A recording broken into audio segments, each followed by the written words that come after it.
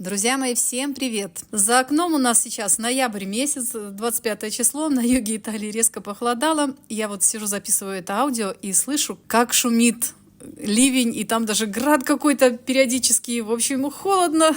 Наверное, сейчас самое подходящее время для того, чтобы сделать себе чашку горячего чая и потасковать немножко об ушедшем лете. Поэтому наливайте себе чего-нибудь тепленького. А я в этом видео буду рассказывать вам про пляжи Апулии на Адриатическом море.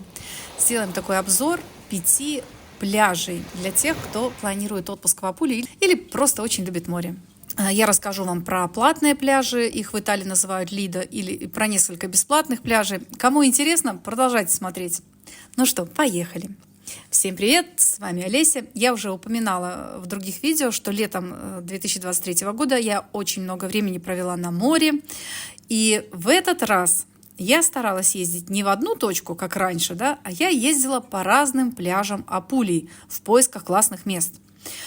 В Апулии у нас тут есть 2 моря, Ионическое и Адриатическое, больше 800 километров береговой линии и огромное количество шикарных пляжей. Высшие строчки в моем личном рейтинге, конечно же, занимают пляжи на Ионическом море. Ну, знаете, такие изумрудные воды, белый песочек, на Мальдивы похоже.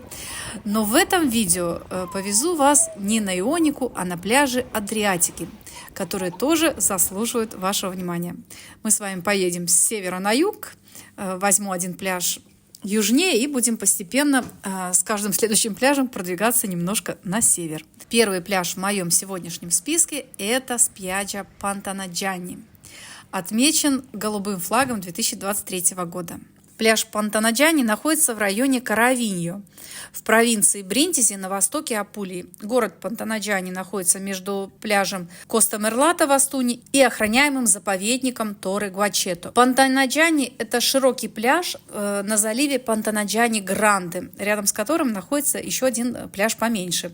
Оба этих пляжа окружены невысокими скалами, прибрежными дюнами и зарослями кустарников. Пляж суперский, мне он очень нравится. Он состоит из мелкого золотистого песочка. Вода прозрачная и кристально чистая.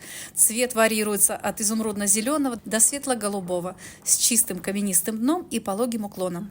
И это все делает данный пляж супер подходящим для семей с детьми и тех, кто не особо умеет плавать. В особенно жаркие периоды здесь можно встретить посейдонию, такую вонючую морскую траву, которую выбрасывают на берег. И эта трава свидетельствует о том, что вода в данном месте очень чистая. Кстати, качество воды на данном пляже подтверждается международным голубым флагом. В этом году пляж был отмечен голубым флагом. Пляж Пантанаджани довольно тихий, даже в самые жаркие дни здесь довольно спокойно, поэтому он подходит для тех, кто ищет отдых вдали от толпы, в уединенном удаленном заповеднике. На пляже есть как бесплатные зоны, так и платные участки. Мы вот отдыхали на платном участке. Здесь все услуги есть. Шезлонги, зонтики, водные велосипеды, туалеты, душевые, бар, ресторан, буфет. Короче, все, что нужно, вы найдете.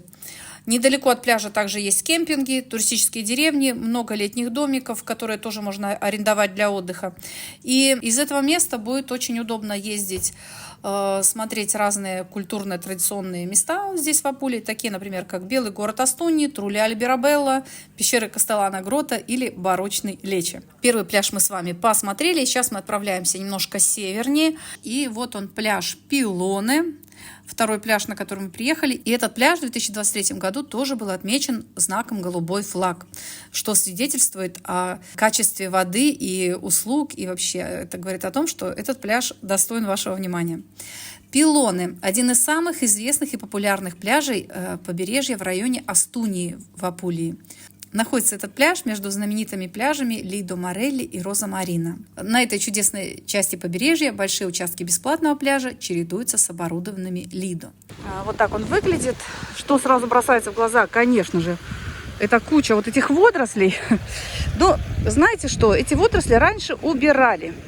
Это особенная трава посейдония, и ее на самом деле не нужно бояться, потому что наличие этой травы, наличие этой посейдонии говорит о том, что в данном месте очень чистая вода. И у нее хорошие очень характеристики. Эта трава, она не любит грязную воду, вредную, в которой какие-то есть вредные примеси. Она любит чистую воду. И какое-то время эту траву убирали регулярно. У нас в баре, например, ее тоже приносит Адриатика. Но потом, после проведенных исследований, решили, что данная трава, если ее убирать, то это нарушает экологическое равноденствие в море. Это вредно, и нужно бы ее лучше оставлять. И стали убирать ее меньше. Не знаю, может, в целях экономии, может, действительно она как-то так очень необходима, эта трава, для равновесия в море. Ну, в общем, сейчас ее убирают меньше, и, как видите, ее тут у нас развелось. Ну, обычно здесь на пляже очень чисто, но вот после шторма может принести такую траву. Не только вот здесь на Адриатике, но также это может быть со стороны Ионики. Что хочу сказать еще. На самом деле пляж тут хороший, мне он очень нравится. Он небольшой, но вместе с тем, видите, тут анимацию сейчас проводят. Вон там девушки прыгают. Девушки прыгают в воде, детишки тоже с составом занимаются. Эта команда аниматоров, она не от пляжа, насколько я понимаю. Мне кажется, там кемпинг-зона. И здесь в округе есть Виладжи Туристика. То есть я так понимаю, что это будет от этой Виладжи Туристика, то есть от туристической деревни. Или вот от этого кемпинга. Аниматоры, но работают хорошо. Раньше, когда я приезжала, я как-то не попадала на команду аниматоров. Сегодня вот мы приехали, и работает команда аниматоров. Этот пляж бесплатный, то есть здесь нету ни раздевалок, нету здесь никаких туалетов, ничего нету. Вот просто пляж, и вокруг частные дома, B&B, какие-то туристические комплексы. Вот такое вот место. Пляжи в этой зоне, в зоне Пилоны, они выглядят все примерно вот так. Пляж Иль-Пилоны – это широкий и длинный пляж, который состоит из мелкозернистого светлого песка. Он затаился в природном парке прибрежных дюн между Торре-Кане и Торре-Сан-Леонардо. Полоса чистого побережья, на которой царят дюны, скалы, средиземноморские кустарники и великолепное кобальтово-синее море. Пляж широкий, с неглубоким пологим морским дном. Идеальное место для отдыха всей семьей. В непосредственной близости от пляжа есть много объектов размещения, таких как отели, кемпинги, пансионаты типа B&B, постели завтрак. Здесь можно снять домики. Если интересно, у меня тут друзья домик сдают, обращайтесь, я им передам. Кроме этого, вы можете остановиться где-нибудь в ближайшей Массерии. Здесь есть несколько штук в нескольких километрах от моря. Ближайший к пляжу ресторан находится в Лидо-Боско-Верде, и он предлагает блюда из морепродуктов. На пляже стоит величественная башня Торре Сан-Леонардо. Это древняя арагонская сторожевая башня. Она была построена в 15 веке в оборонительных целях после разрушения города Отранто. Доехать до этого пляжа можно на машине. Вдоль дороги есть много места для парковки. Некоторые паркуются прямо под арагонской башней Сан-Леонардо, а потом выехать не могут, потому что вся дорога, весь проезд занимают другие машины. Поэтому на самом деле лучше машину оставить немножко поодаль. Море в этом месте великолепное. Каждый год приезжаем на этот пляж позагорать, искупаться и провести время с друзьями. Ну что, отправляемся с вами дальше, еще немного севернее. И вы знаете, по дороге не могу не остановиться на секундочку возле раскопок города Иньяция. Смотрите, что здесь творится. Тут такой вот археологический парк. Это раскопки Иньяция. Иньяция – это древний город в Апулии, от которого на сегодняшний день остались только руины. Находится он недалеко от Фазана. Когда-то это был центр месапийцев. На языке месапов назывался город Гнатия. Этот город упоминали в своих работах Плиний, Страбон, Гораций. Гораций писал про него в сатире о путешествии из Рима в Бриндизи. В древнем мире из-за своего географического положения город этот имел важное значение, потому что здесь был порт и Виа Трояна, древнеримская дорога. Это был активный центр торговли и коммерции. Но на сегодняшний день, как видите, вот что от него осталось. Здесь под открытым небом можно посетить раскопки того, что осталось от города Иньяция. Понятно, что все, что тут находили, отсюда увезли. Это все находится в музее, который расположен недалеко от Месапского некрополя. Так, ну что, друзья мои, отправляемся дальше и попадаем на третий пляж, про который я хочу сегодня рассказать. Это пляж Сан-Вито. И он в этом году тоже был отмечен голубым флагом. Находится это место примерно в 4 километрах от прекрасного городка Полиньяно-Амары и представляет собой очень интересное, впечатляющее место, про которое, кстати, многие не знают. Но я уверена, что вам будет очень интересно его посетить, когда вы поедете в отпуск в Апулию и остановитесь недалеко от Бари. Сан-Вито – это небольшой красивый пляж, он смешанный, есть песчаный, каменный, галечный вход. И кроме этого у него есть природные открытые бассейны с мелким морским дном, идеально тоже для семей с детками. И еще на территории этой бухты есть естественные водоемы, высеченные в скале, такие как ванны какие-то, квадратные. Кто смотрел мой стрим из этого аббатства, вы помните, что я обращала ваше внимание на эти бухты. Я все время говорила, а что это за такие ванны? Что это за такие, как ступеньки какие-то вырезанные, квадратненькие? Как они здесь появились? Я поинтересовалась. Оказывается, во времена Римской империи это место было карьером для добычи каменного материала. Оттуда выковыривали, вернее, были кирки, были какие-то еще другие орудия. И вот в этом месте выдалбливали каменные блоки, и впоследствии их использовали, кстати, и для этого же аббатства.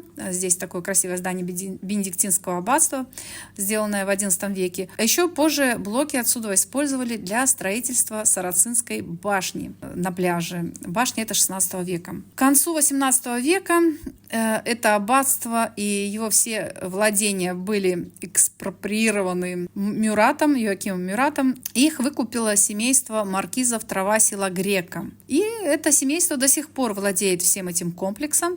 Единственное, что на территории аббатства есть небольшая церковь, которая им не принадлежит. И она до сих пор действует. И говорят, что в воскресенье в 9 утра можно как-то там пройти в эту церковь на мессу. Но я не пробовала, поэтому не гарантирую. Само здание аббатства достаточно внушительно, его даже видно с автотрассы по дороге в Полиньяно. А поселение Сан-Вито – это небольшая деревушка, но такая деревушка, в которой есть куча красивых вилл и B&B, есть даже отель 5 звезд, так что я бы сказала, что это, наверное, такая больше люксовая деревушка. Но что делает этот район на окраине Полиньяно-Амары еще более характерным и привлекательным, это, конечно, небольшой рыбацкий порт, который расположен прямо у подножья аббатства и в центре деревушки. Пляж Сан-Вито находится сбоку от пристани. И здесь же из этого места, я рассказывала уже, отправляются экскурсии в Полиньяно-Амары. Можно арендовать лодочку, да, или купить место на катере и проехаться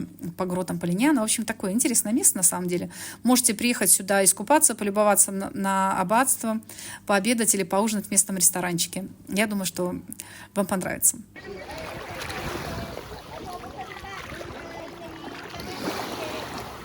Так, ну что, друзья мои, мы с вами отправляемся еще севернее, и вот мы с вами уже в городе Бари. И поедем на песчаный пляж. Но не тот пляж, про который я вам много рассказывала, Пана и Помодоро, а на другой пляж, пляж Каналоне. И это 4-й пляж в нашем списке и один из немногочисленных песчаных пляжей города Бари. Находится пляж Каналоне в районе Сан-Джероломо между платными пляжами Лидо-Сан-Франческо и бесплатным пляжем Феско. В высокий сезон на этом пляже работают спасатели. Большая часть пляжа бесплатная, но он делится на 2 части: баром с платным пляжем и рыбным магазином, в котором также есть столики, и можно славно перекусить морепродуктами. Вот так и он интересно как-то делится на части. Получается, что одна часть пляжа Канелоне небольшая, но очень-очень широкая, там много песка, нет волнорезов, на самом деле много места для того, чтобы отдыхать. Я туда съездила в начале сезона, мы там просто погуляли с Розалией, и все, больше мы туда не ходили. Потом мы ходили в другую часть пляжа Канелоне, там, где есть волнорезы и такая, получается, неглубокая бухта. И вот эта вот часть, она с мелким песком и с очень неглубоким входом. Этим летом я очень часто приезжала сюда с детьми, потому что на самом деле это ближайший ко мне песчаный пляж. Но, несмотря на то, что я часто сюда ездила, здесь есть несколько недочетов на этом пляже. Давайте я про них расскажу. Во-первых, в этой заводе за волнорезами, уж слишком мелко, и когда в море очень много детей, то вода становится очень мутной. Это прям неприятно как-то. К тому же Это пляж в черте города. Здесь много многоэтажных домов, и сюда стекается в жару очень-очень много людей. И вы знаете, итальянцы, они так занимают пляж интересно в этом году. И знаете, вот эти все итальянцы, которые приезжали, они так интересно занимали пляж в этом году, они ставили на него палатки. Вот ставят рядом 2-3 палатки, такие навесы, да, под них ставят столы, стулья, и целыми семьями, кланами целыми занимают существенную часть пляжа. А во-вторых, прямо посередине пляжа из песка выглядывают несколько огромных труб ливневой канализации. То есть сброс с ливневки идет прямо посередине вот этого пляжа Канелоне. Понятно, что когда идет ливень, когда идет дождь, и из этих труб вытекает всякая муть, то в море никто не купается. Но вы знаете, все равно вот видеть эти трубы мне было неприятно. И еще, за целый сезон я так и не нашла, где тут на пляже есть вода, чтобы сполоснуться от соли, от песка, и где тут есть туалет. Ну, может, я плохо искала. Если я ошибаюсь, они там есть, вы напишите, где, если вы знаете. На самом деле мы приезжали ненадолго, мы приезжали по утрам или после обеда на час-полтора каждый день. Купались, высыхали, еще раз купались, высыхали, и потом уже сразу же уезжали. Поэтому, ладно, норм. Можно обойтись без туалета. Но если бы мы приезжали на пляж на весь день, то это было бы очень неудобно. Волнорез здесь, кстати, мелко я стою по поясу. Там у нас порт находится. И туда дальше находится, большой ориентир, Фьерра де Леванте. Вот там вот здание, это Фьерра де Леванте, такое коричневое, как ориентир, да. И вот этот вот пляж Канелоне. Видите, вот это бесплатно. Есть спасательная будочка, сидит спасатель, наблюдает. А здесь вот с одинаковыми зонтиками это платная Лидо. Здесь 2 или 3 платных Лидо. Тоже песчаная зона. И за ними вот такой волнорез. И за волнорезом там еще часть пляжа Канелоне. На той части у меня отдельное видео было. Там широкая очень песочная зона, но выход к воде узкий. Но далеко песок распростирается. Вот я на вот этой части нахожусь, которая севернее. В общем, за волнорез еще одна часть песчаного пляжа Канелоне. Вот так это все выглядит. А за этот волнорез, я уже говорила, тут другой пляж, называется Феска. Внизу тоже песок в воде, когда вы заходите, да, а на берегу насыпана очень мелкая галечка. Мелкий-мелкий камушек, приятный такой камушек. Некоторые предпочитают именно на таком камне лежать на полотенце, потому что песок не несете домой кучу песка вместе с полотенцем. Небольшой по площади. Из обустройства. Что-то мне говорили, что здесь есть вода, чтобы смывать песок, но я пока не нашла. Найду, покажу. Видите, торчат трубы, я уже говорила про это. Торчат трубы, и там, вероятно, стекает ливневая канализация после дождя. Но сейчас ничего не стекает, сейчас солнечная погода, ничего не вытекает. Вот видите, итальянцы в основном, конечно, люди с детьми, потому что с детками, куда на камни на эти. Я рассказывала, что у нас здесь естественный пляж в городе Бари. Это крупные камни, каменная плита, это все скользко, это какие-то кораллы, это какие-то острые, неприятные, поросшие какой-то непонятной зеленью. В общем, это такое опасно. Вот. А на песочке, конечно, с детками очень комфортно. Достаточно мелко. Видите, как люди стоят по колено. Далеко от пляжа люди стоят в воде по колено. Конечно, с детками очень комфортно. Очень мне нравится. Вот такой вот пляж. И вот тут вот домишки. Смотрела, почем жилье. Недешево. Тут недешево в этой зоне. Возле песчаного пляжа цены нормальные. Песок насыпной, конечно же. У нас тут несколько песчаных пляжей в городе Бари, и на них на всех песок привозной, пляжи насыпные. Вода такая, видите, насчет прозрачности, она прозрачная, но снизу песок и мелко, и много людей, поэтому она кажется какая-то желтая. Но на самом деле вода чистая. И последний пляж в сегодняшнем списке – это пляж Феска. Еще один пляж в городе Бари, он находится тоже в районе Сан-Жероломо, в непосредственной близости к пляжу Канелоне, про который я только что рассказывала. И знаете что, в начале сезона я этот пляж избегала. Я водила маленькую дочку и других детей, с которыми мы ездили, я всегда их водила на вот этот вот мелкий пляж Канелоне. Потому что на Феско, не знаю, мне как-то казалось, что он для взрослых, не знаю. Потому что там камушки, а не песок. Вы знаете, все дети, они песочек любят, там строить башенки из него, пирожки лепить. Но однажды мы попробовали пойти не на Канелоне, а вот через волнорез на пляж Феско. И я поняла, что я сделала ошибку, когда этот пляж избегала. Дочка надевала нарукавники и просто отлично в нем плавала. И песок этот не надо было смывать ничем, искать эту воду, потому что к ногам и к полотенцу камушки эти не липнут. Вход в море в этом месте, он более резкий и глубокий, чем на песчаном пляже Канелоне, но вода здесь гораздо чище, и находиться в этой воде гораздо приятнее. Места больше, потому что все, у кого маленькие детишки, они идут на песчаную часть.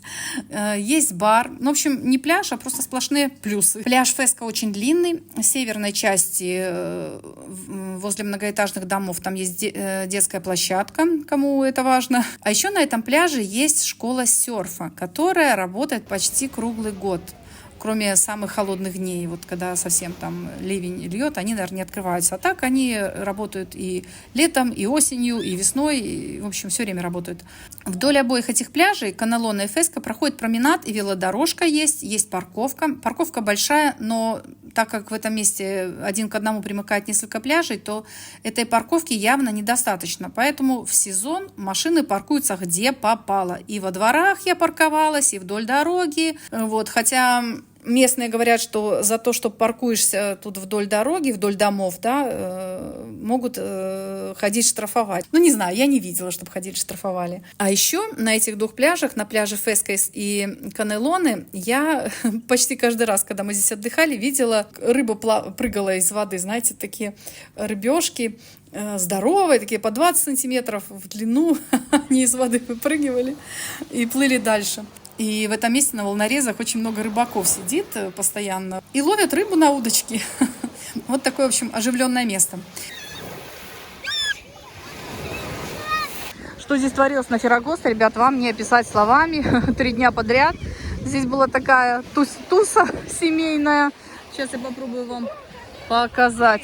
Сегодня даже таких нет. Знаете, это как было? Все было заставлено такими беседочками, типа как, видите, вот там квадратные такие ставят, квадратные устройства, квадратные такие навесы.